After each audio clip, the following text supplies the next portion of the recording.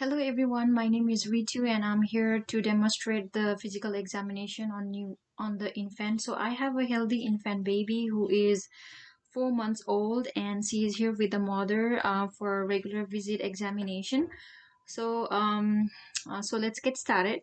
So on the past medical history, patient does not have any medical or surgical illness. She does not have any prior hospitalization history, no any current medication, or no any allergies. And also, she is up to date with the immunizations. She had a Hep B at birth and 2 months, and also at 2 months she got rotavirus, RV1, diphtheria, tetanus, and pertussis, Haemophilus influenza, pneumococcal conjugate, and also the inactivated poliovirus, uh, and the influenza too. And she's here also for the catch up for the second round of vaccine, except the Hep B. So on pregnancy and birth history, there was no any maternal illness.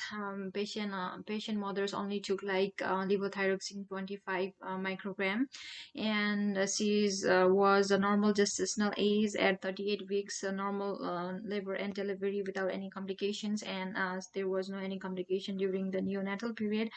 The weight was like 4.8 pound, and the normal APGAR score was 8.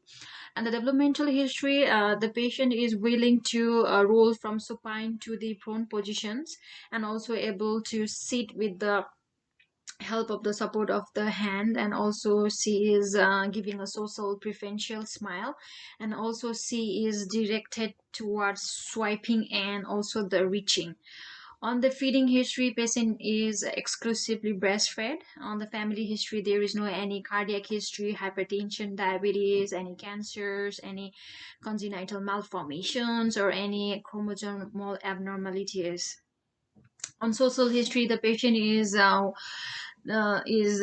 sorry, the patient lives in a joint family with uncle, aunt, and niece, and with her mother and father, and she has a pet dog named Mario.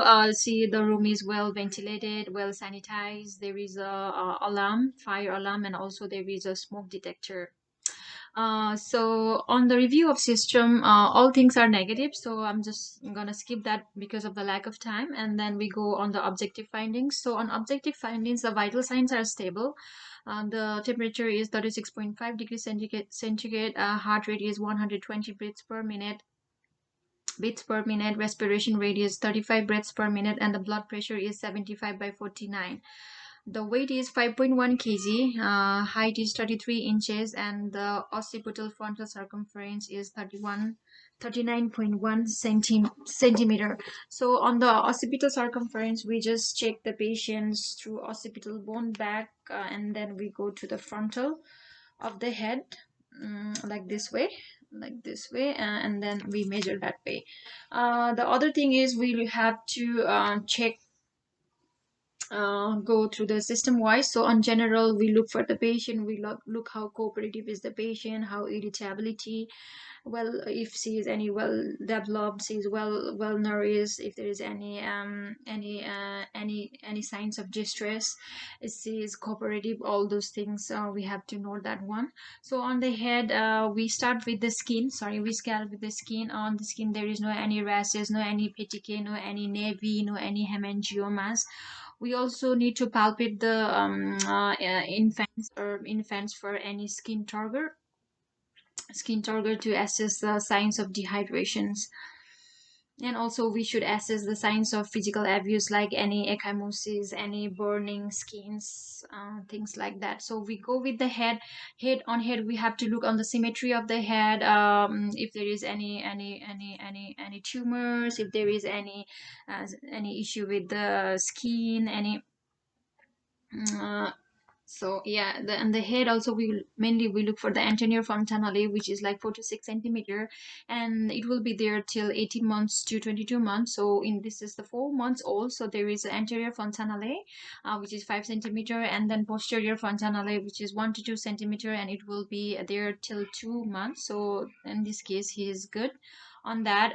We need to make sure there is no any dehydration by checking the anterior fontanelle, or usually it will be shrunken, and then posterior fontanelle too. And also we need to assess the anterior fontanelle if there is any signs of intracranial pressure, so it will be bulge if the patient is in distress. So we finish our head. We're gonna start with the eyes. We look for any symmetry of the eyes. We look for the palpebral features. So in Down syndrome, the palpebral features will be up slanting, and in the alcohol withdrawal syndrome patients, the palpebral features will be short. We look for the mainly the cornea, iris, all those things with the help of the light cornea is with the help of the height, mainly the cranial nerve number 2 for any direct and consensual light response. And also we check the red reflex with the help of the ophthalmoscope to detect any abnormalities of any retinal cataract, any retinoblastoma, any colobomas. And also we assess the by palpating the nasolacrimal ducts. Yes, and then we look for the ears. We look for the symmetry. Usually we draw imaginary line from the outer canthus of the eye, and then it should be in middle of the pinna. If it's below the imaginary line, so it's the low set ears. And also we should look for any symmetrical size if there is any preauricular cyst that might be due to congenital defect, and also make sure there is no any kidney issue with that. And also we have to use the otoscope. Also we have to use the otoscope for the examination of the eye. And then on the otoscope we have to check if there is any infection inside. With the otoscope we have to pull the ear downward and then upward, so it's really important to maintain the position of the ear. So on the nose we look for the nasal septum. We look for the any discharges coming from the nose. We can check the patency of the nose by closing one of the ears. And also maybe the mouth, if the patient is not having any difficulty, then the patient is breathing well. We look for the mouth, any lips, any tongues, and then any buccal mucosa, any discoloration of buccal mucosa. We look for pharyngeal area if there is any exudates, and we look for tonsils, and we look also for the tongue for the oral candidiasis.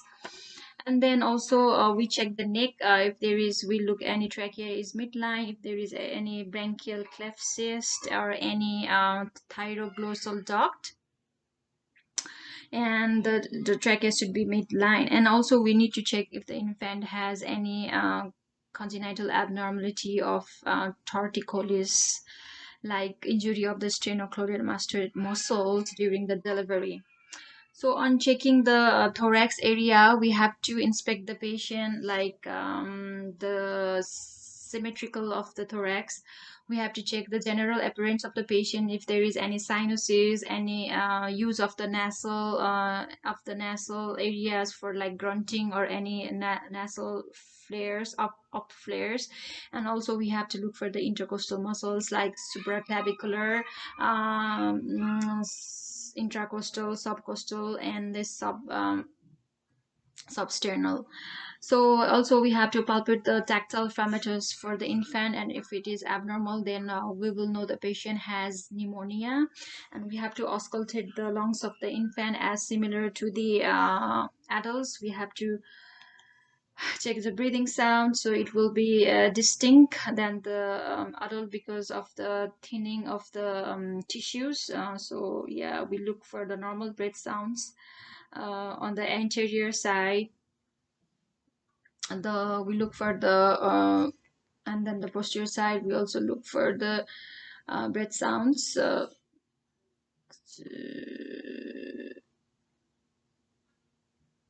And then right there. So yeah, the all breed sounds are good. There is no any adventitious sounds like any wheezes, any crackles, or nothing. And also we have to differentiate the upper respiratory sounds and the lower respiratory sounds in infants by auscultating near the nose. So when we auscultate near the nose, we found that the patient has like high or coarse uh, inspiratory courses. So and then the on the lower side we check for any abnormalities, like if anything, if any side is diminished, then we will know that there might be some issues like pneumonia or some pulmonary edema going on. So that with the lungs. And then for the cardiac, we look for any areas of sinuses. We look for any sinuses in majorly in the lips, in the tongues, in the buccal mucosa. We also look for sinuses on the hands extremities and on the legs. And we just palpate the chest of the infant through the on the pulse of maximal impulse, and also the assess for the thrill.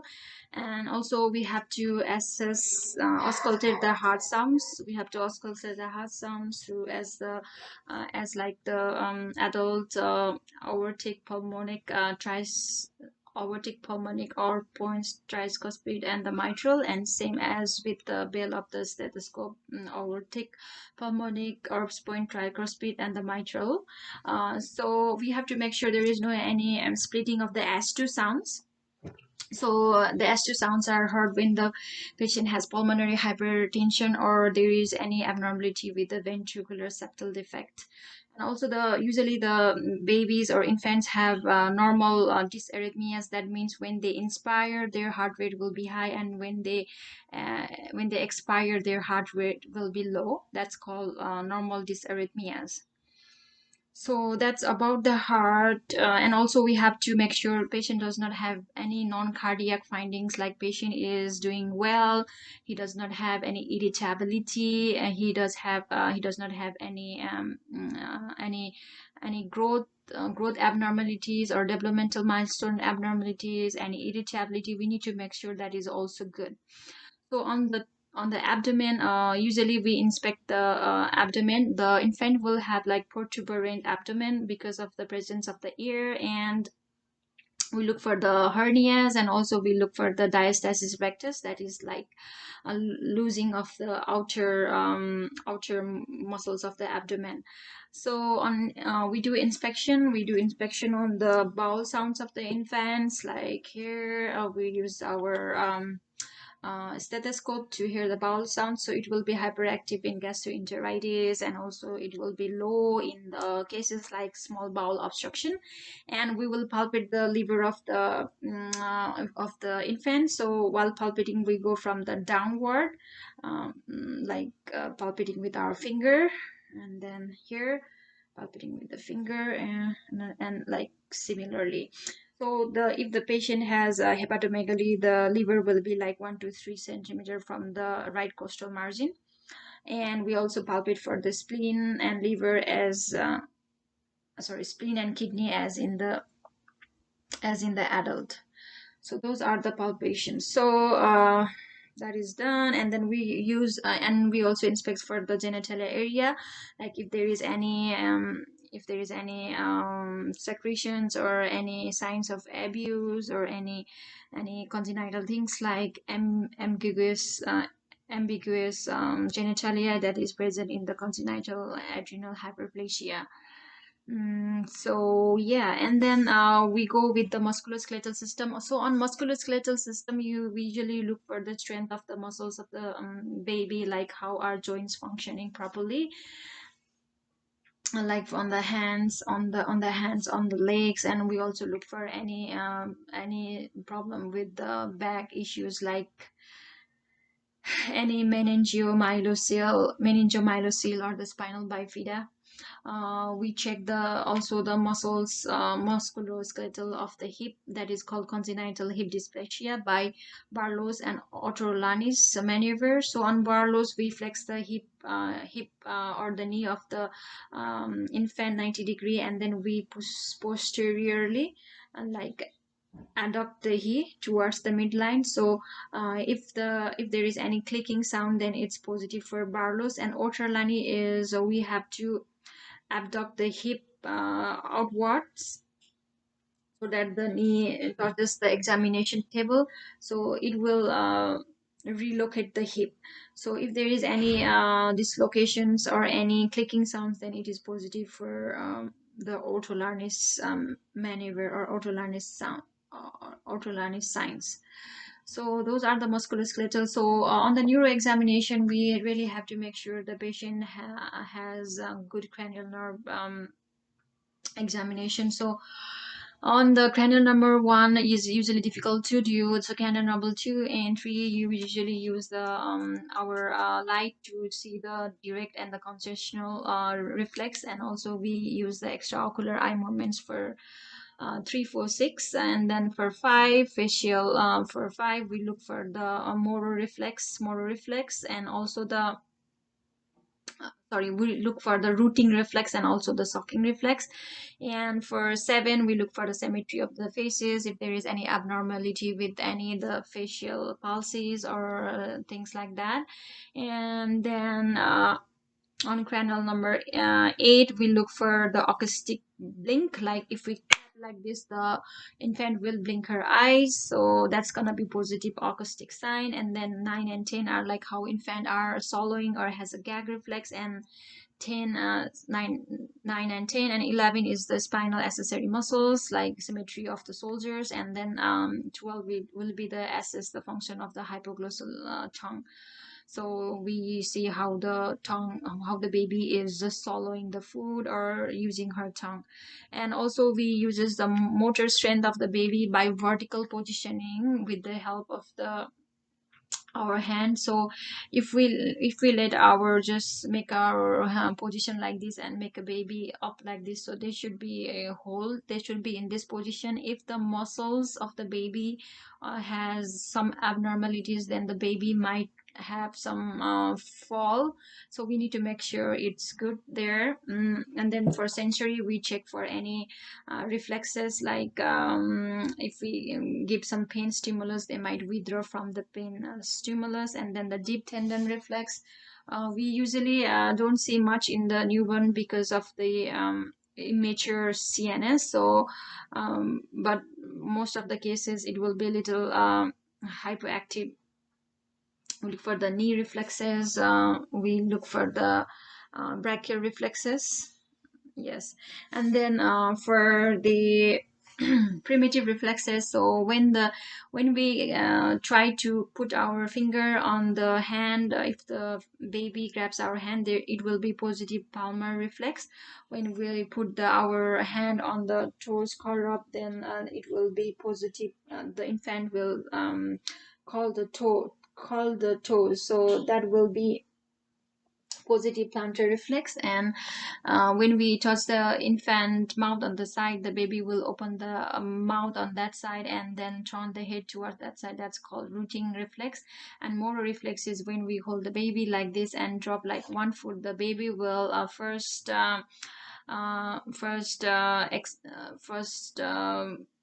flex their arms and then extend, and then their legs will be flexed. Also we look for the stepping reflex. When we hold the baby like this, the one will be flexed on the knee and the hip, and the other they will try to take a step. So yes, so these are all the main physical examinations. So I hope you learned something from my video, and if you have any suggestion or any recommendation, so please let me know. Thank you so much.